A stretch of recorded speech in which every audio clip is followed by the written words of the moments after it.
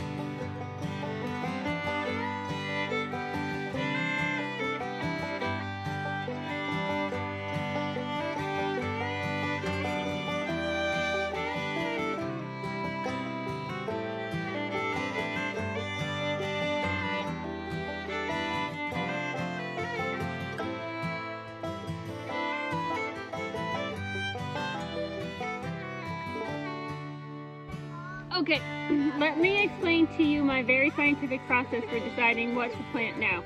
I gave the kids my box of stored seeds and I said, what do you want to grow? And these are the things that they picked. Yes.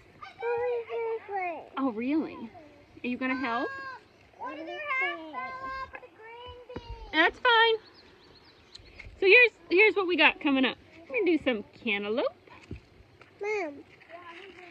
Some watermelon. These are sugar babies, which are smaller icebox size watermelons, I believe. Gonna try some loofah gourds. I have learned from watching other people not to overplant. Just one or two zucchini squash. We're going to use butternut squash instead of pumpkins, because this is what the kids want to grow in our Three Sisters garden. So this will be our cover crop. And then a couple of yellow squash. I have a yellow squash casserole recipe that is really good. The kids like it. It's cheesy and delicious. And so we'll grow some of these so I can make that in the summer and fall. Let's see how we can get all this fitted in the space that we have, because I'm not doing any more work to expand the garden any more than it already is. Butternut squash automatically goes over here. This is the Three Sisters garden. Hopefully the camera's picking up that the corn has just started sprouting. So the vines of the butternut squash will grow in between all the corn. We have this bed that previously had spinach in it, and it had two tomato plants. Long story, but there's two tomato plants in here. And around this, I think we're gonna plant our cantaloupe, and we'll just let it grow out over the edges. We're not gonna trellis it. Loofahs, I'm gonna plant 3, I think. You see the pole bean stop there. There's a little extra space. We'll put the loofahs there to grow up over the trellis. Whoopsie, sorry, Boo. Are you okay? Oh no. Oh no. I stepped on your shoe. Ready? Shoe. Dirty little tootsies. There. Okay, we're okay. Okay. Our lettuce is still growing. We actually had a cold snap after I picked it all and it grew back. So we're just gonna let that keep going and not plant anything here. But right here I have an open spot where radishes were, and I think I'm gonna put 2, it's gonna be kind of tight, but we're gonna do it. We're gonna do 2 squash plants, 2 yellow squash plants. And over here where we just cleared out the Swiss chard, we're going to do our watermelon, and the idea is by the time the watermelon grows up, these snap peas will be dead, and we'll pull them out and let the watermelon use the trellis the snap peas have been using. Do we need to get another bowl? There's a lot more out there than I thought, isn't there? That happens every year. I always think, oh, that won't grow too much. And then There's lots, so you can fit a lot in a small space.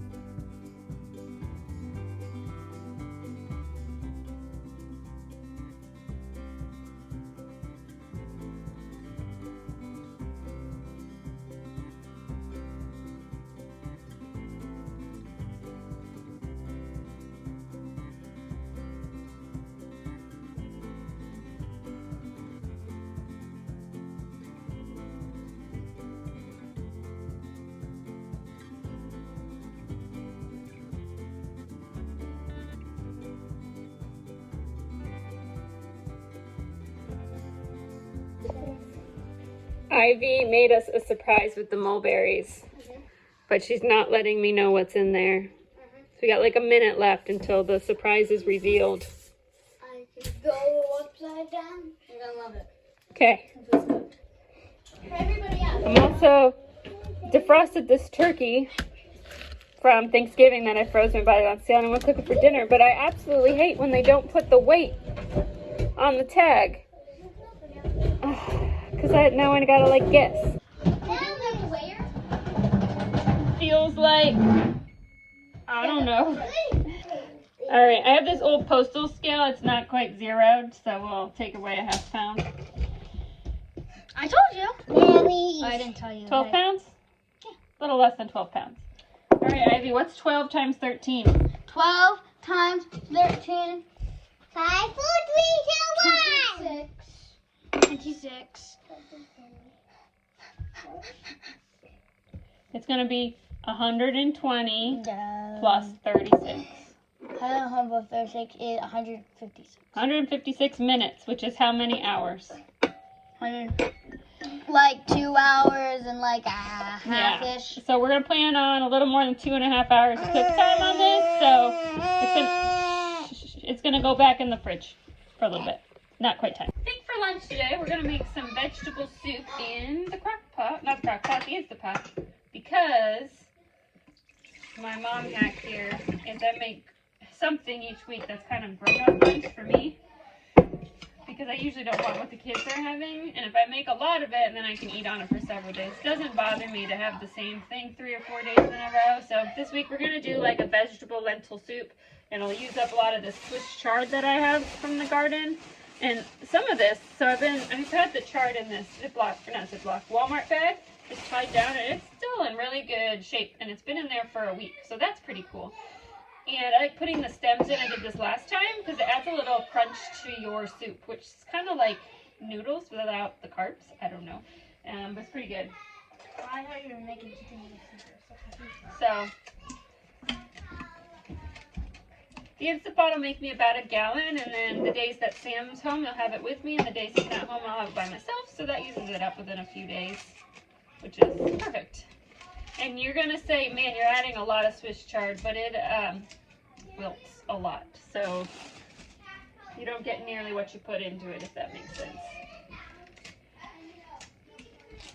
Got lots of vegetables and lentils in here. I accidentally opened a can of cream corn the other day, trying to open a can of regular corn. I didn't read the label, and I find that soup is the perfect place to hide cream corn, because in general, I don't really use it for anything.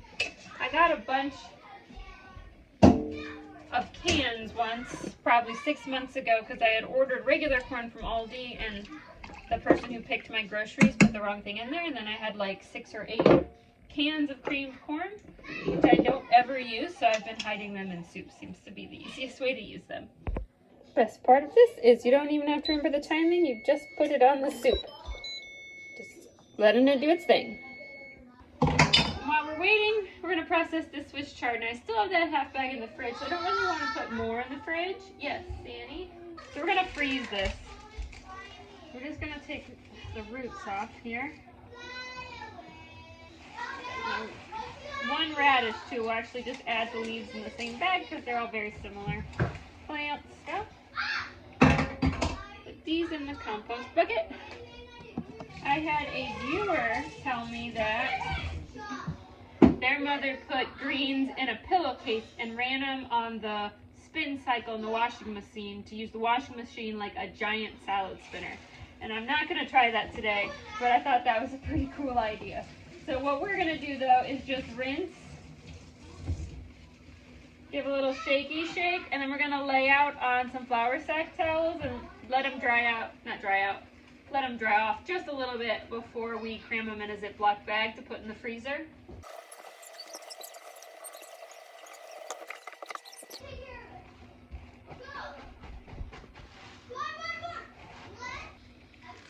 I do have silicone, like reusable Ziploc bags, but I'm gonna be really honest. Over the years, I've discovered that they work great for things like snacks, short-term storage in the fridge or the freezer, but there really, honestly, is nothing that works as well for what any type of long-term freezing as plastic. It just really prevents freezer burn. So I know some people are very anti-plastics, and so then the silicone type bags are a good choice. Or there have definitely been times in our homesteading career that you guys probably remember where I couldn't afford to go to the store and even buy just cheap Ziploc bags that had to use the silicone. But in general, I prefer when I am freezing stuff to use freezer bags. And I use the Ziploc, the reusable bags to save money, and also just use less plastic in general for things that either need short-term freezing or being stored in the fridge or like packed in a lunchbox. So it seems to be a good, I don't know, combo of lifestyle desires, but also practicality and making sure that you don't lose food in the freezer because it gets freezer burned. So, awesome. Just a minute, Goobies. We're almost ready. And they need like 5 more minutes. I'm just jamming it in here because when I use things like this out of the freezer, I just rip off sections. And it breaks off really easy when it's frozen. So there's no reason to like pre-chop it other than break it up enough that it fits in the bag. And then I'm going to squeeze all the air out. Obviously, if you have a food savers bag, you can use your little food saver thing to suck all the air out. That works pretty good too. There we go. It's amazing how much things compress. Here we go.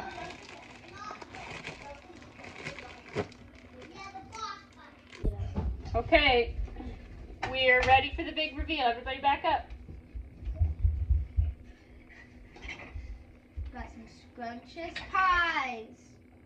Here, show the camera. Don't touch the pan, it's super hot. Made some mini mulberry pies. So everybody could get like half of one on their plate with their lunch. You want to do that? Yeah. Okay. The soup was really good. Forgot to take a video of it, but I'll just put the rest in some quart jars in the fridge. I'm going to get a couple of hours of work in. The kids are going to take some quiet time. It's scoring season, so I'm working remotely scoring tests, which is pretty boring, but helps pay the bills. So I guess you do what you got to do.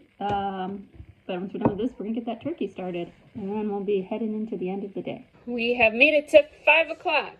Just started some mashed potatoes. The kids want butter corn on the cob. I got some cranberry sauce out of the pantry. Also going to make some gravy in a minute.